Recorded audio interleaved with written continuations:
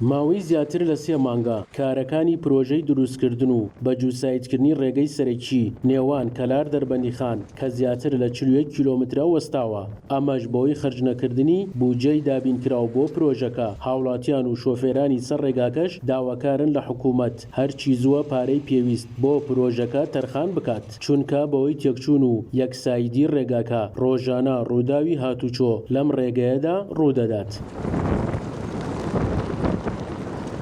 کاکە گیانۆبنێ نسبەتی ئەم ڕێگاوە وەک ڕێگەی مەرگوایە هەموو سیارەی هەڵوەشاندووە ئەم بوجە کە تەرخانیان کردووە کاڵێن جادەکە دەست پێکاتوە. ئێمە هیوادارین حکوومەت ئاوڕێ لەم جادە بداتەوە. ئەمە وەک ڕێگەی مەرگوایە ڕێگەی کەلار دەربەندیخان سلێمانی هیوادارین حکوومەت ئاوڕێ بداتەوە کە سیارە هەموو سیارە هەڵوەشاوە لەم ڕێگا خەڵ نامرتاحە خەڵک تووشی حادیسە بووە.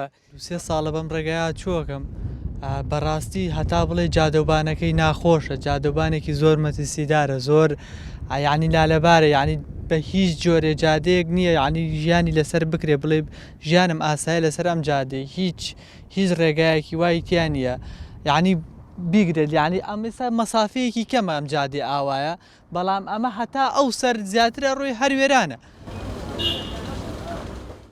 سەبارەت بە دابینکردنی بڕی 6 ملیار دینار بۆ خستنەوەگەڕی پرۆژەی دووسایدی کەلار دەربەندیخان بەڕێوەبەری ڕێگەوبانی گەرمیان دەڵێت تا ئێستا هیچ بڕەپارەیەک بۆ خستنەوەگەڕی پرۆژەکە خەرج نەکراوە.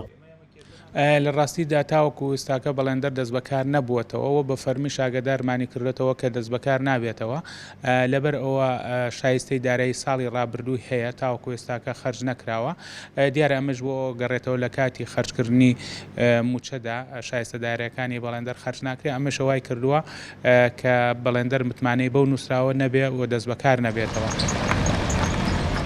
پرۆژەی دروستکردنی ڕێگەی سەرەکی نێوان کەلار دەربەندیخان هەرچەندە زیاتر لە 55% کارەکانی تەواو بووە، بەڵام لە ئێستادا بەوەی خەرجنەکردنی پارەی تەرخانکراو بۆ پرۆژەکە ماوەی زیاتر لە 3 مانگە کارکردن تێدا وەستاوە. بۆیە شۆفێرانیش داواکارن لە حکوومەت پارەی تەواوکراو بۆ ڕێگاکە دابین بکات.